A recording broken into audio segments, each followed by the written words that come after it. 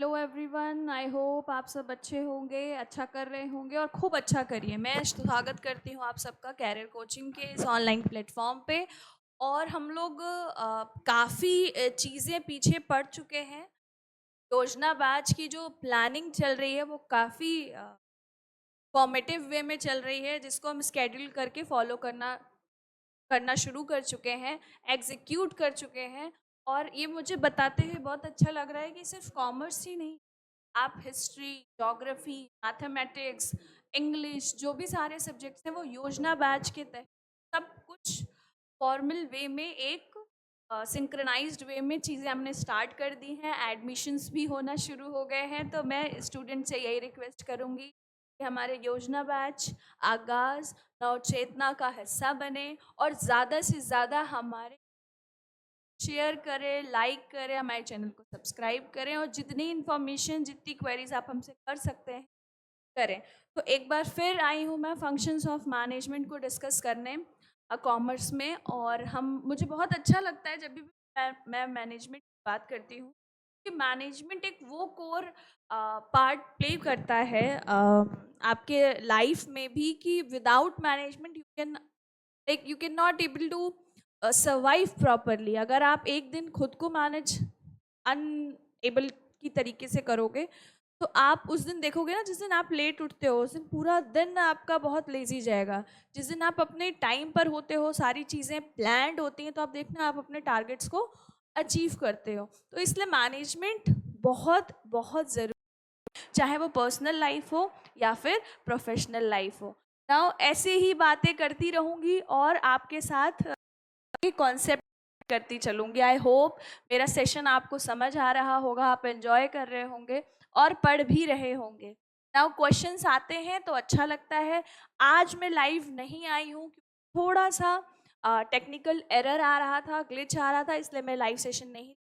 जो मेरे pending questions हैं वो कल की क्लासेस में मैं डिस्कस करूँगी, इसलिए आज मैं रिकॉर्डेड सेशन आपके संग शेयर कर रही हूँ, that is functions of management. और टाइम रहा तो कोऑर्डिनेशन भी मैं आपके साथ डिस्कस।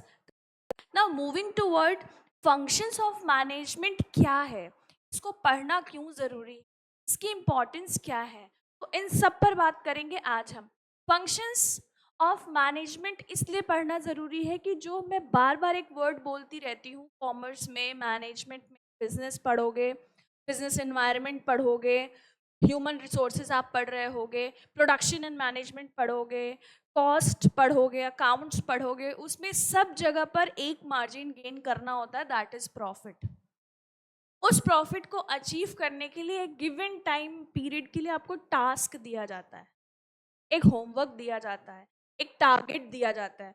उस टारगेट को कैसे कंप्लीट करना है ये फंक्शन ऑफ मैनेजमेंट संग डील करता है। तो नाउ मूविंग टूवर्ड, जब फंक्शन ऑफ मैनेजमेंट की हम बात कर ही रहे हैं,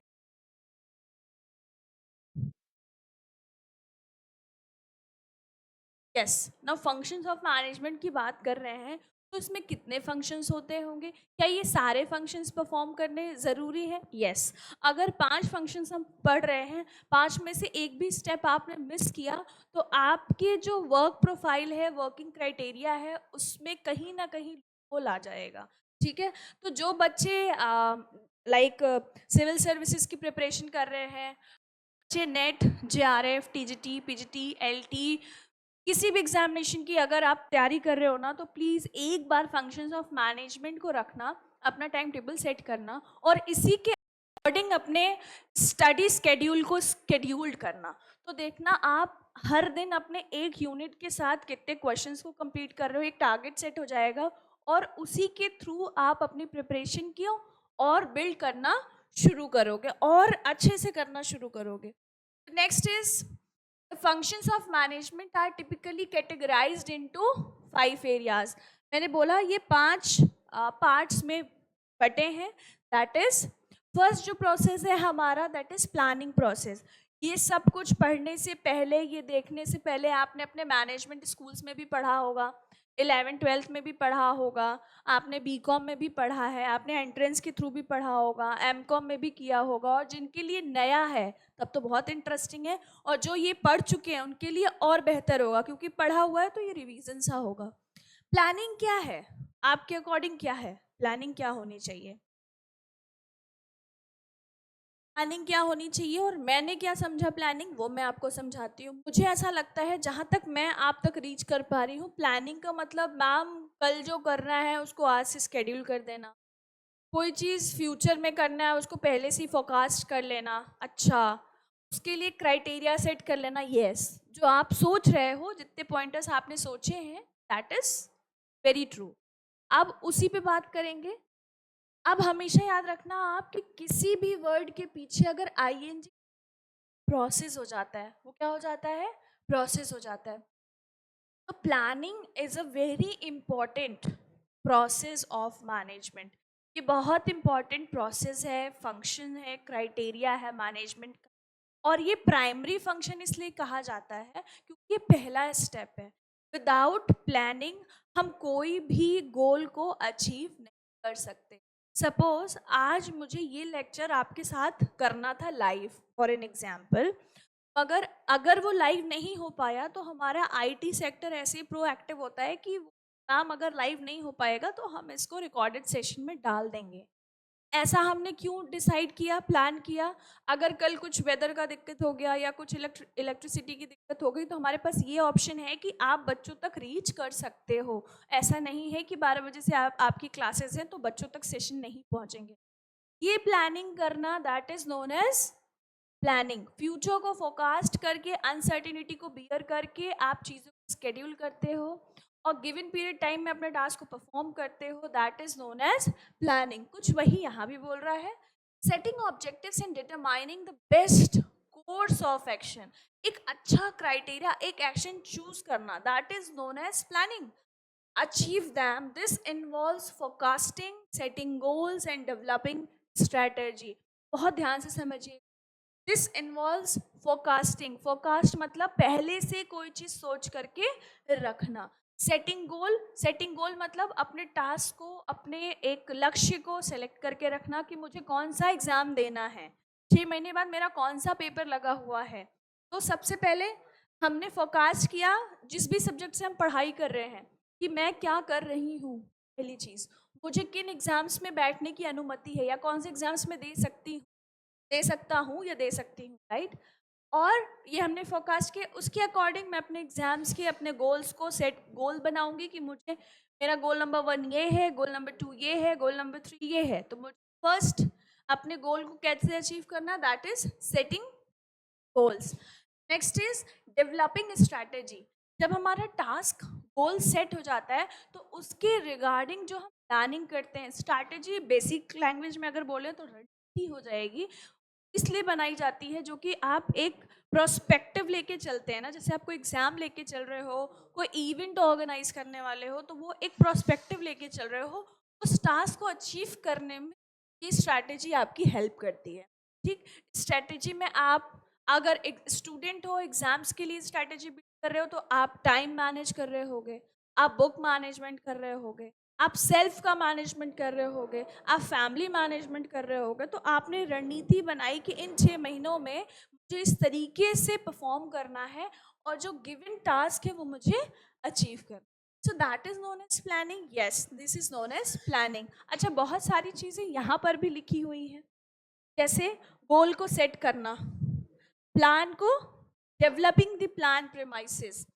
प्लान आप कर रहे हो, उसको कहाँ परफॉर्म करना है। Identify alternative course of action. क्या प्लान ए लेके चल रहे हैं वो सक्सेसफुल हुआ, दैट इज, या कोई और प्लान बी, प्लान सी। मैं प्लान बी पे बहुत काम करती हूँ, बताऊंगी कैसे। इवेल्युएट करेंगे उस अल्टरनेटिव कोर्स ऑफ एक्शन को, सेलेक्ट करेंगे अल्टरनेटिव कोर्स ऑफ एक्शन को, इम्प्लीमेंट करेंगे प्लान को, एंड देन फॉलो अप करेंगे कि जो मैंने स्केड्यूल किया था वो वैसे ही चल रहा है कि नहीं। हमेशा स्टूडेंट्स अपने साथ प्लान ए के साथ प्लान बी और प्लान सी कैरी करना ज़रूर फोकस रहिएगा। ऐसा क्यों होता है बताती हूँ।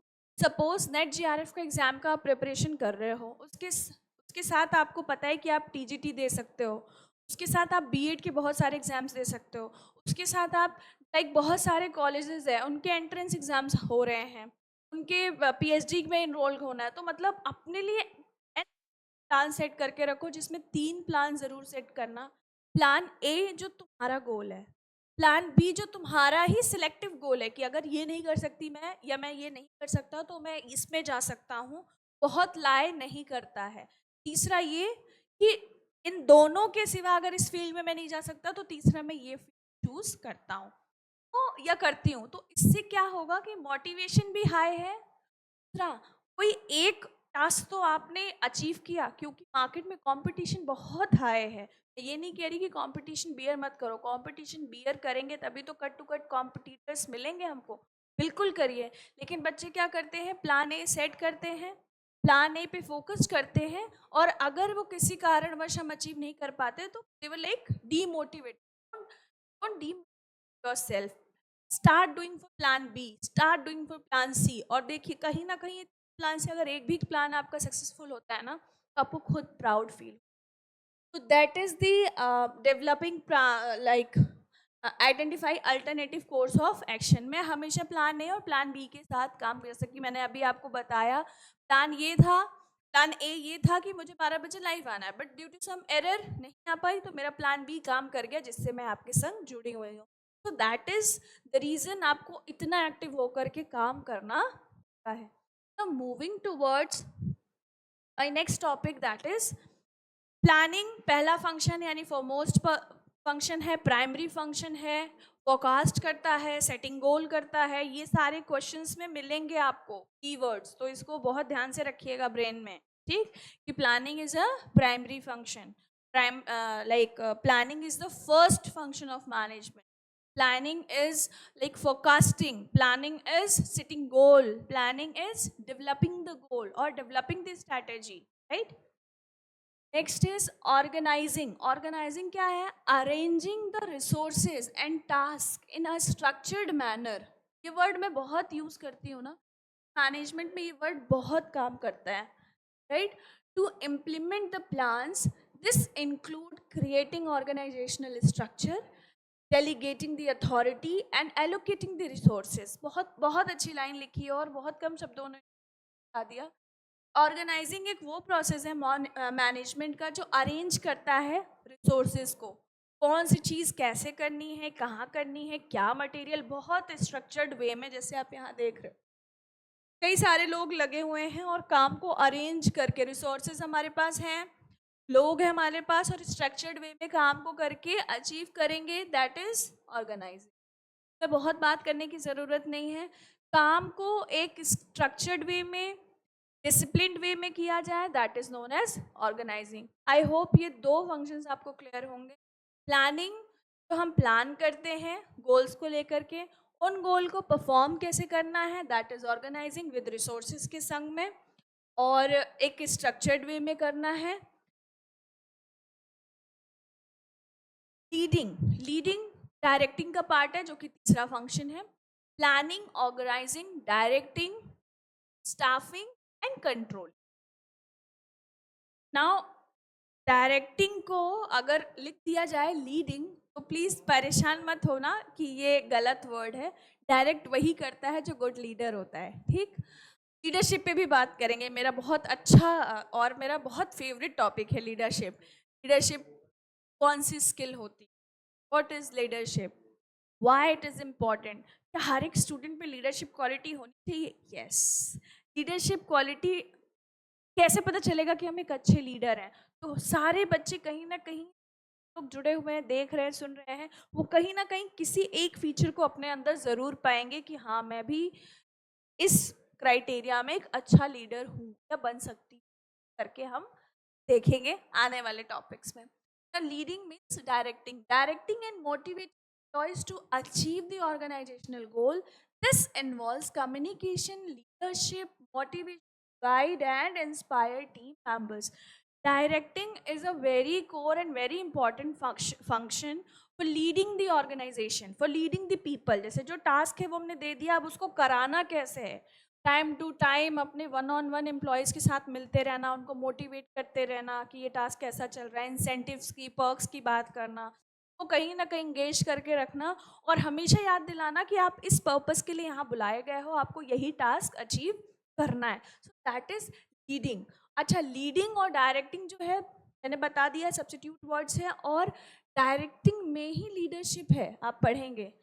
मोटिवेशन है जिसमें हम अपने एम्प्लॉयज़ को गाइड करते हैं, उस पर्टिकुलर पाथवे पे आपको काम करना है और जो हमने टास्क दिए हैं आपको ऑर्गेनाइजेशन के वो अचीव करना ही करना है ना। लीडिंग के लिए देखो बहुत अच्छा और बहुत सिंपल एक चार्ट बनाए, होप विजिबल होगा, अगर विजिबल नहीं इस कमेंट में आप शेयर करना, हो सकता है इसके बाद मैं एडिटिंग करके इसको ठीक करवा पाऊँ। ठीक है, तो देखिए एक लीडर है जो डायरेक्ट कर रहा है कि हमको इस पाथवे पे जाना है, बाकी सारे उनके एम्प्लॉयज़ हैं जो सुन रहे हैं। वही है, आगे जब भी हम लीडरशिप बात कर रहे होंगे तो प्लीज़ वो सेशन मेरा ज़रूर अटेंड करिएगा। आई होप आप सब में वो लीडरशिप की क्वालिटी हो। The next is controlling. Controlling क्या है? वैसे इससे पहले जो चर्चा मुझे करनी थी वो करनी थी स्टाफिंग की। आई होप ध्रुव ने यहाँ गलती नहीं करी होगी, बट कोई बात नहीं। Controlling is the last process, staffing उससे पहले आता है, तो ऐसे पढ़ लेते। स्टाफिंग, स्टाफिंग का मतलब क्या है? स्टाफ्स को प्रॉपर वे में सिंक्रोनाइज करके ऑर्गेनाइजेशन में सेट करना। डन, अब रहन दो, हाँ अब लास्ट में करना। हाँ, नेक्स्ट इज स्टाफिंग में क्या क्या प्रोसेस आ जाएंगे? Recruitment, hiring process, training and development, training and developing employees to ensure the organization has the necessary talent to achieve its goal. And this function also involves performance appraisal and development. नाम से देखो भैया defined है कि अगर हम staffing की बात कर रहे होंगे तो हमको selection of employees, selection of people organization में कैसे करना है, उसका जो हम प्लानिंग करेंगे वो आएगा स्टाफिंग में। स्टाफिंग के संग में रिक्रूटमेंट का पार्ट इसीलिए जोड़ा गया है ताकि हम जो भी हमारे टास्क एक गिवन पीरियड टाइम के लिए दिए गए हैं, अगर हम इफेक्टिव एम्प्लॉयज़ को हायर करते हैं, टास्क हमारा अचीव करना ईजी हो जाता है। अच्छा, रिक्रूटमेंट हायरिंग करने के बाद एक सबसे इम्पॉर्टेंट पार्ट आता है, that is training and development of employees. देखिए ट्रेनिंग एंड डेवलपमेंट इसलिए करना ज़रूरी होता है क्योंकि भी एम्प्लॉय है उसको बोला जाता है पहले 30 दिन, 15 दिन, एक हफ्ते की ट्रेनिंग होगी आपकी, इसके बाद आप ऑन रोल आओगे। अभी आप ऑन बोर्ड हो, उसके बाद ऑन रोल आओगे। ये इसलिए ऑन बोर्ड किया जाता है ताकि आप ऑर्गेनाइजेशन कल्चर से, इसलिए ट्रेनिंग दी जाती है ताकि आप ऑर्गेनाइजेशनल कल्चर से रूबरू हो। क्या टाइमिंग है, क्या सॉफ्टवेयर्स यूज़ होते हैं, क्या क्राइटेरिया है, कल्चर क्या है, मुझे कैसे आना है, मुझे कैसे एग्जीक्यूट करना है। ट्रेनिंग डेवलपमेंट में हम ये बात करते हैं। जब ट्रेनिंग डेवलपमेंट से आप इंश्योर हो जाते हो ना कि ये टास्क आपको करने हैं, तो आप बहुत इजीली जो टैलेंट होते हैं आप एक्वायर करोगे। अच्छा, ये पर्सन बहुत अच्छा है ह्यूमन, अगला पर्सन जो हमने हायर किया है वो अकाउंट्स में बहुत अच्छा है, जो तीसरा पर्सन हमने हायर किया वो कम्युनिकेशन में बहुत अच्छा है। तो 3 अलग अलग हेड हमने हायर कर लिए और 3 अलग अलग डिपार्टमेंट में हमने इनको सेट कर दिया और वैसे ही उनके टैलेंट का आप यूटिलाइज करो।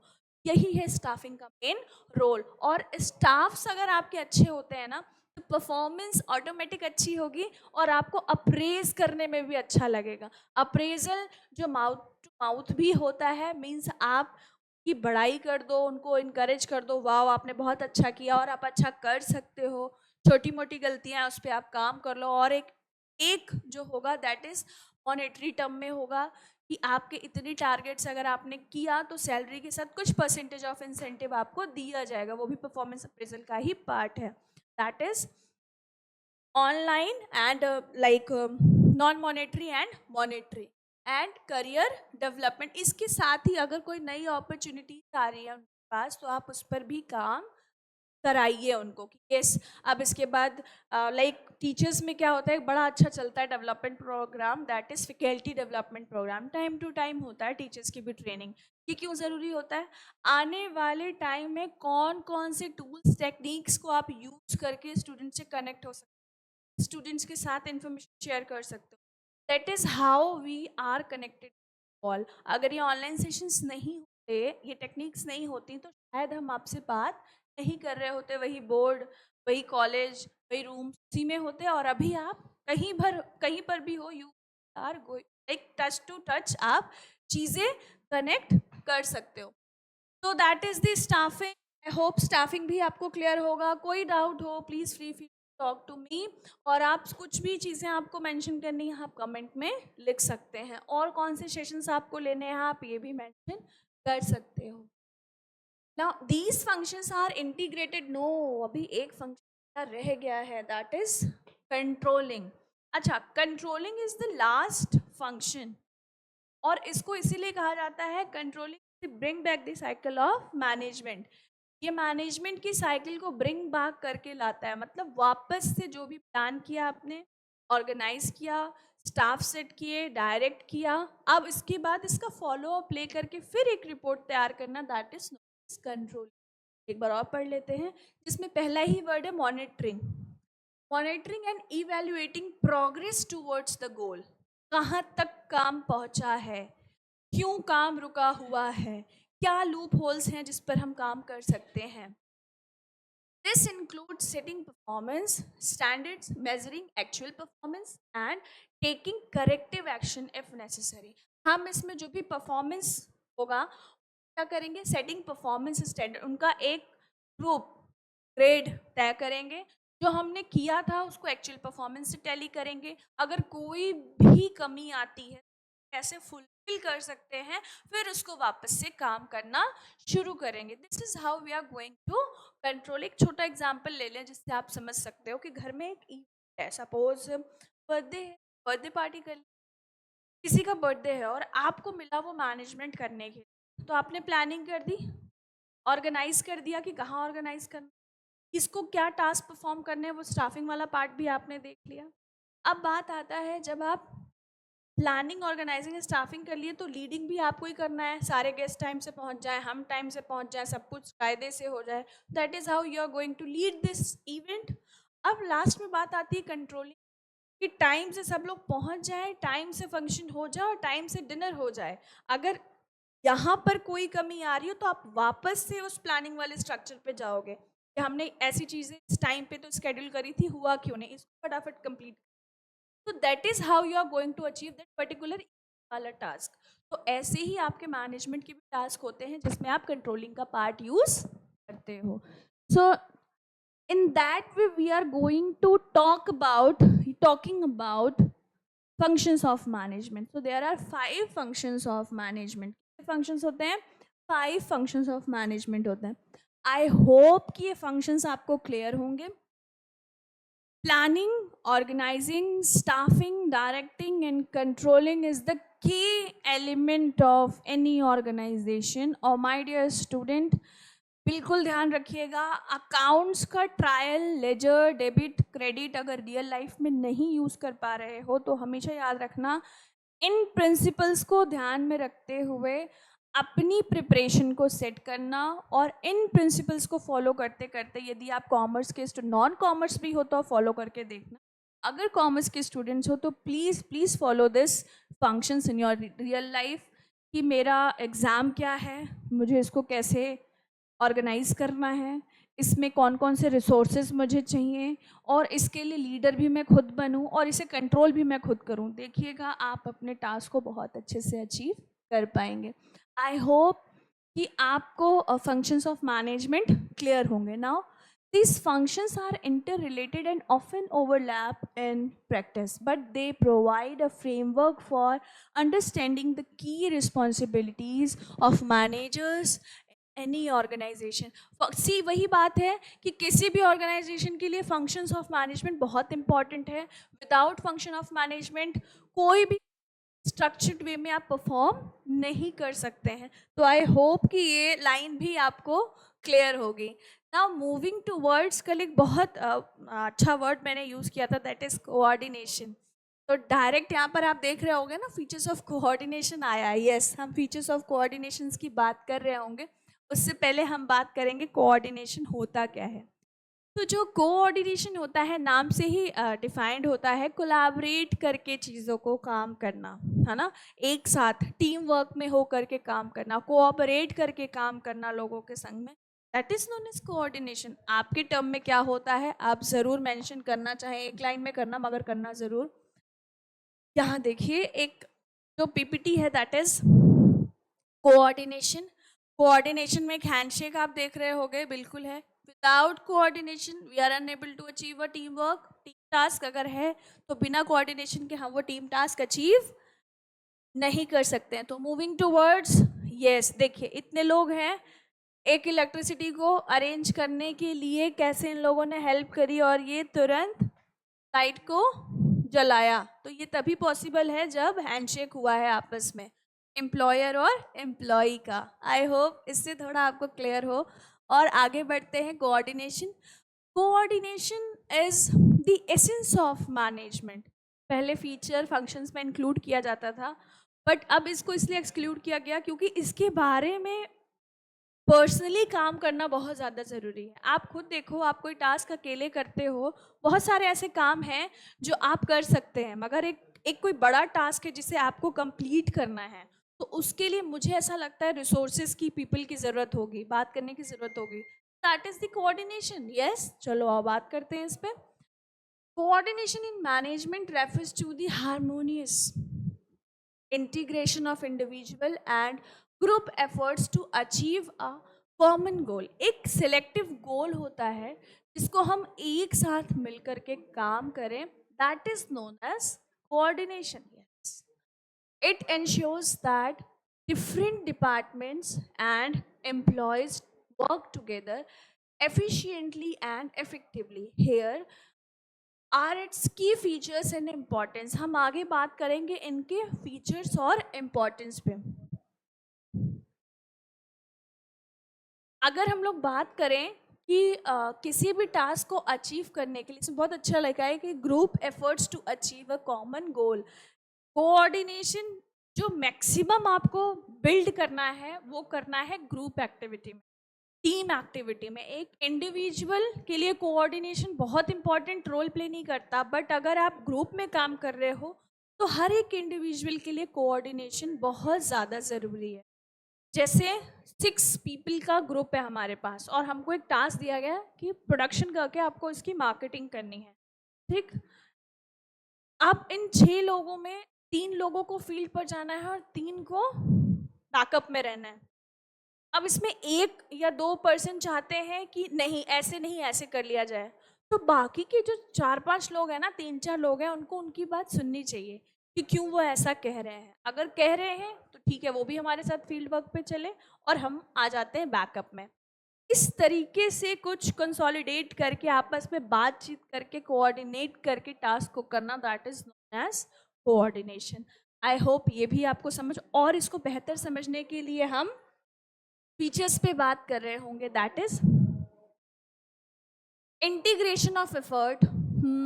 Coordination ensure that the effort of different departments and individual are aligned towards the same object।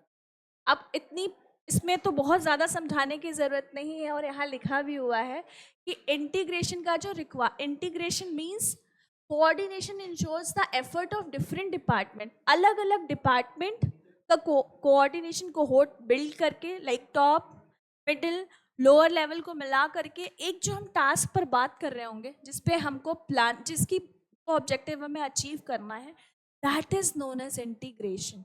Right, कि एक कोई पर्टिकुलर टास्क है, उस पर हमको ग्रुप एक्टिविटी कैसे परफॉर्म करनी है, उस ग्रुप में कितने लोग हैं, उनके साथ कैसे कोऑर्डिनेट किया जा सकता है, कैसे कन्विंस किया जा सके कि ताकि वो हमारे साथ कोलैबोरेट करके एफर्ट शो करके उस पर्टिकुलर टास्क को अचीव कर सके। That is known as integration of efforts. ना unity of action. Yes, unity of action. देखो, विदाउट यूनिटी, एक यूनिटी पे एक है, दैट इज एक छोटी सी वीडियो है, वीडियो क्लिप है, आप उसको समझने की कोशिश करना। मैं प्ले भी करूँगी और मैं अपने लिंक में ऐड भी करा दूंगी वो, और उसमें मेंशन कर दूंगी this is for unity of action.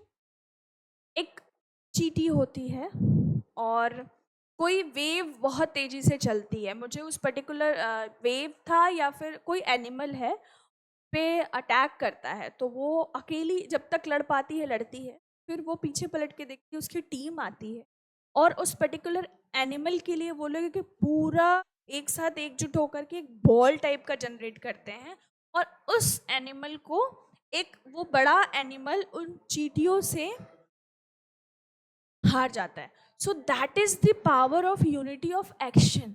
जब तक अकेले लड़ पाई तब तक लड़ी, बट जैसे ही उसका कोहोर्ट आया, ग्रुप आया, तो वो एक एनिमल जो कि बहुत हैवी है उसको उन लोगों ने बीट कर दिया. तो this is the power of unity. मैं इसको ज़रूर ऐड कराऊंगी आपको और क्लियर करने के लिए. सो ये तो मेरा एग्जाम्पल था. It promotes synchronized effort and prevent conflict. Synchronize effort, एक जैसा कोऑपरेटिव एफर्ट होना चाहिए, एक स्ट्रक्चर्ड एफर्ट होना चाहिए.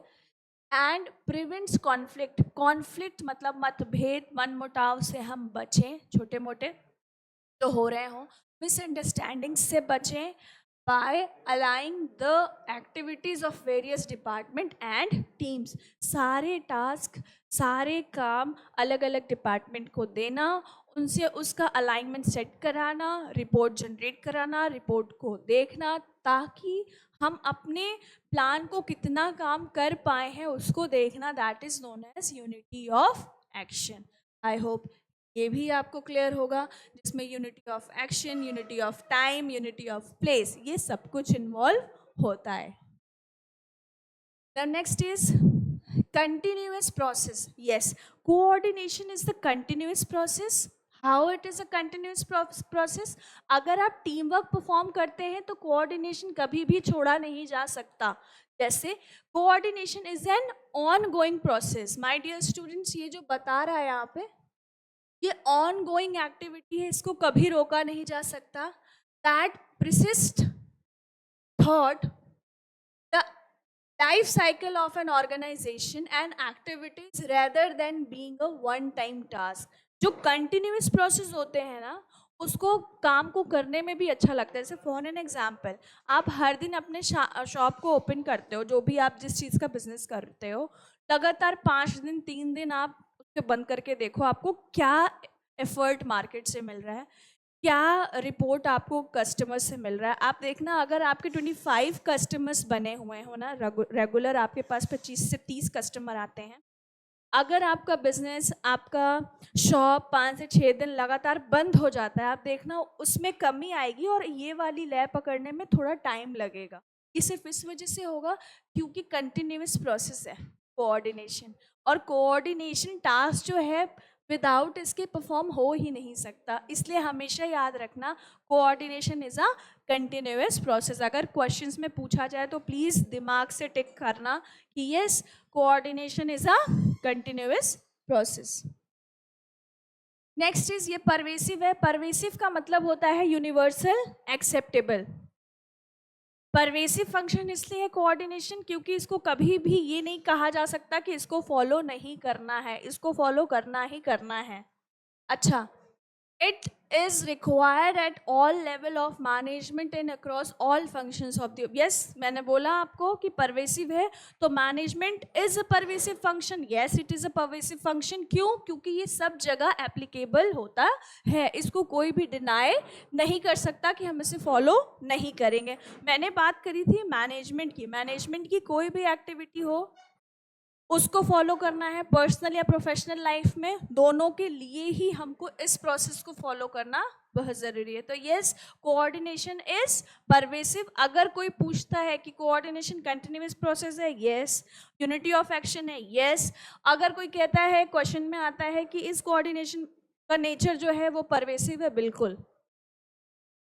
कोऑर्डिनेशन का जो नेचर या फंक्शन है that is the pervasive. Now reciprocal क्या होता है? Vice versa. ठीक, vice versa. Coordination is the two-way street where information and feedback are exchanged amongst the departments and team members to achieve the effective integration. एक effective integration जो हम design कर चुके हैं उसे अचीव करने के सिंपली हमको क्या चाहिए? ऐसा रिलेशनशिप जिससे हम अपने टास्क को अचीव कर पाए. भाई, जो टास्क मैंने आपको दिया है उसको आपको एक गिवन पीरियड ऑफ टाइम में मुझे सबमिट करना है. अगर आप उसे मुझे सबमिट कर दोगे तो आप इफेक्टिव हो. अगर आपने उसे सबमिट नहीं किया तो आप इनएफेक्टिव हो. अगर आप कोई एग्ज़ाम की प्रिपरेशन कर रहे हो, आपने अपने टास्क खुद असाइन किए हैं कि मुझे ये काम ऐसे समय पे करके रखने हैं, तो आपको वो काम को करना बहुत ज़रूरी है, अदरवाइज आप इनएफेक्टिव हो. तो अपने आप रेसिप्रोकल रिलेशनशिप रखना बहुत ज़रूरी होता है. So that is how you are going to learn about reciprocal relationship of in coordination. तो आई होप ये भी आपको क्लियर हुआ होगा. जो नहीं होगा उसको समझ लेना. और ऐसा भी समझ सकते हैं कि कोऑर्डिनेशन में रेसिप्रोकल रिलेशनशिप एक बहुत अच्छा एग्जांपल है कर्मा का. राइट, कर्मा मीन्स जैसी बॉल आप सामने वाले कोर्ट में डालोगे वही बॉल आपको रिटर्न में आएगी. ठीक, तो आपको हमेशा ऐसा बॉल फेंकना है सामने कि जब वो आपके पास आए तो आपको उससे चोट ना लगे. In term of communication, in term of anything, आप ऐसे वर्ड का चयन करो, ऐसी चीज़ें चूज करो कि आपको प्रॉब्लम ना हो. और हमेशा ये याद रखो कि जैसी चीज़ें आप सामने पेश करोगे वही चीज़ें आपको इन रिटर्न आएगी. और this is known as karma. Right, तो आई होप कि हमने फंक्शंस ऑफ मैनेजमेंट क्लियर किया होगा, कोऑर्डिनेशन क्लियर किया है. Now, अब हम आएंगे, बात करेंगे how we are going to deal with importance of coordination. Importance of coordination, coordination को क्यों पढ़ना ज़रूरी है, क्या है खास इसमें. Achieving the organizational goal. Yes, एक अच्छा कोऑर्डिनेशन अगर आपका टीम के साथ होगा, ऑर्गेनाइजेशन के साथ होगा, तो आप बहुत अच्छे तरीके से अपने गिवन टास्क को अचीव कर सकते हो. सपोज एक इवेंट है, फिर से बात करूंगी, अगर एक बर्थडे का इवेंट है, एक शादी का इवेंट है, शादी का ही इवेंट ले लेते हैं हम, या कोई सेमिनार एक हम ऑर्गेनाइज करा रहे हैं. तो अगर मुझे वो इवेंट कराना है तो सबसे पहले मुझे वो रिसोर्सेज चाहिए, फिर मुझे वो टीम चाहिए, फिर मुझे कौन कौन सा काम किससे लेना है, आईटी से क्या कराना है, फाइनेंस से क्या कराना है, ह्यूमन रिसोर्सेज क्या कर रहे होंगे, काउंसलर्स क्या कर रहे होंगे, हम उस पर बात कर रहे होंगे. ठीक है, जब इस पे बात हम कर चुके होंगे तो इसका मतलब हम डायरेक्ट कहीं ना कहीं किस पे बात कर रहे हैं, अचीविंग द ऑर्गेनाइजेशनल गोल. हम फोकस्ड हैं इस पे कि हम अपने टास्क को कैसे अचीव करें. सो सबसे पहला इम्पॉर्टेंस है कोऑर्डिनेशन का. अगर कोऑर्डिनेशन अच्छा होगा तो हम अपने टास्क को, ऑर्गेनाइजेशनल गोल को बहुत आराम से अचीव कर सकते हैं. तो coordination helps align the individual, हर एक इंडिविजुअल का एफर्ट लेना ऑर्गेनाइजेशनल गोल्स को इंश्योर करने के लिए, सारे वर्कर्स को एक साथ लाना उस पर्टिकुलर ऑब्जेक्टिव को अचीव करने के लिए. That is known as achieving organizational goal. Next importance is efficiency and resources optimization. बहुत इंपॉर्टेंट है efficiency and resources optimization. Given cost of product में जो भी आपको एक निर्धारित कॉस्ट दिया गया, निर्धारित रिसोर्सेज दिए गए हैं, गिवन रिसोर्सेज में ज़्यादा से ज़्यादा प्रोडक्टिविटी लाना, ज़्यादा से ज़्यादा आउटपुट लाना, that is known as efficiency and resources optimization. It minimize the duplication of efforts and wastage of efforts. बहुत अच्छा लिखा है इसमें. डुप्लीकेशन को डाउन करेगा, वेस्टेज को कम करेगा, और leading to increase the efficiency. Minimum cost में ज़्यादा से ज़्यादा प्रोडक्टिविटी गेन करना, मिनिमम बोलता है ना, मिनिमम लागत पे ज़्यादा से ज़्यादा यूटिलाइज करना, आउटपुट ज़्यादा गेन करना, that is known as efficiency and optimization of resources. Conflict resolution पे काम करता है. जैसा कि मैंने बताया, जितना अच्छा कोऑर्डिनेशन होगा उतना ज़्यादा हम कॉन्फ्लिक्ट से बचेंगे. अगर कोऑर्डिनेशन 1-on-1 है तो हम क्या करते हैं, इंश्योर होते हैं कि छोटे मोटे मिसअंडरस्टैंडिंग कॉन्फ्लिक्ट से हम बचते हैं. Right, by promoting clear communication and understanding among different departments, coordination help prevent and resolve the conflict. मैंने बताया जितना ज़्यादा कोऑर्डिनेशन होगा, बहुत अच्छे से सुनिएगा, दो पार्ट में इसको फिर से समझाऊंगी, that is personal and professional. Professional life में टीम को होट के साथ कोऑर्डिनेशन अच्छा चाहिए, और पर्सनल लाइफ में फैमिली के साथ. आप देखना, जिस भी फैमिली में कोऑर्डिनेशन अच्छा है वहाँ ग्लिचेस कम है. जिस भी फैमिली में टीम वर्क अच्छी है, यूनिटी ऑफ एक्शन अच्छा है, यूनिटी ऑफ डायरेक्शन अच्छा है, आप देखना बहुत ग्रोइंग फैमिली होगी वो. उस तरीके से ग्रोइंग एज पर काम कर रही होगी। वैसे ही ऑर्गेनाइजेशन होती है, जितना आप कोऑपरेटिव होते हो, कोऑर्डिनेटेड टू ईच अदर होते हो, आप बहुत ज़्यादा चेकआउट करोगे कि आप कॉन्फ्लिक्ट को कम कर पा रहे हो और टास्क पे ज़्यादा फोकस कर पा रहे हो। तो आप अपने पर्सनल लाइफ में इसको ज़रूर इनबिल्ड करना कि कॉन्फ्लिक्ट कम इन्वॉल्व हो और कोऑर्डिनेशन पे ज़्यादा काम करना। अपने आप कोऑर्डिनेशन जितना ज़्यादा होगा, कॉन्फ्लिक्ट उतना कम होगा। Next is adaptability. Okay, it enables the organization to adapt to change in the environment by ensuring that all part of the organization respond positively to new challenges. हमेशा अनसर्टेनिटी एक्सेप्ट कर लो कि अगर कोई uncertainty आती है, कोई change आता है, तो हम उसमें अडेप्टेबल हो सकते हैं। पैनिक नहीं होना है। जैसे कोविड एक सिचुएशन आया था जहाँ पे एजुकेशन इंडस्ट्री, एजुकेशन जो हब था, वो कुछ टाइम पीरियड के लिए थोड़ा डाउन हुआ था, लेकिन जिस तरीके से बूम किया है स्टूडेंट्स, वैसे कोई इंडस्ट्री ने बूम नहीं किया है। क्योंकि ऑनलाइन ऑफलाइन चीज़ों को ऑनलाइन लेना डिफ़िकल्ट हुआ, बट ये ऑनलाइन हो गया तो ये और इजी हो चुका है इंफॉर्मेशन को क्लियर करने के लिए, डाउट्स क्लियर करने के लिए, सेशंस लेने के लिए, साथ ही साथ एम्प्लॉयमेंट जनरेशन का बहुत अच्छा पार्ट है ये। सो that is how adaptability work. तो आप हमेशा रेडी रहो, अपने किसी भी काम को कर रहे हो तो हमेशा याद रखो कि रिस्क फैक्टर रखो, अनसर्टेनिटी रखो। अनसर्टेनिटी है, रिस्क इन्वॉल्व है, इसका मतलब आप ज़्यादा तरक्की करने वाले हो। हाँ, हमने ऐसा प्लान किया था, ये चीज़ नहीं हुआ, कोई बात नहीं, नहीं हुआ, हम नेक्स्ट प्लान पर काम करके उसको चेकआउट करेंगे। This is how you are going to work with adaptability. और यहीं पर बात कर रहे थे हम कोऑर्डिनेशन की। आई होप सारे पॉइंट आपको क्लियर हो रहे होंगे। जो भी पॉइंट्स में आपको डाउट है या ऐसा लग रहा होगा कि मैम ये क्लियर नहीं है, तो आप प्लीज़ कमेंट बॉक्स में ऐड कर देना कि इस टॉपिक को आप फिर से बताओ। I will definitely resolve your problem. Improve the communication, बिल्कुल सही बात है। जितना अच्छा कोऑर्डिनेशन होगा, आपका कम्युनिकेशन उतना अच्छा होगा। Coordination foster better communication among the employees and departments. Employees and departments के बीच में जो भी वार्तालाप हो रहे होंगे, जो भी टास्क असाइन होंगे, जो भी आप कोलैबोरेट कर रहे होंगे, वो बहुत इजी कर देता है कोऑर्डिनेशन। तो यस, ये हमारे कम्युनिकेशन को भी बाय एंड बहुत इम्प्रूव करता है। मैंने बोला कि अगर आपका कोऑर्डिनेशन अच्छा है ना फैमिली में और ऑफिशियल वर्क स्टाइल में, तो आपके ऑलरेडी जो कम्युनिकेशन बैरियर्स हैं ना, वो ख़त्म हो जाते हैं। सिमिलरली यहाँ पर भी है कि इन्हेंस करता है, इम्प्रूव करता है अपने आपकी कम्युनिकेशन पार्ट को, और रिजॉल्व करता है मिसअंडरस्टैंडिंग्स को, और बहुत कम करता है कॉन्फ्लिक्ट्स को।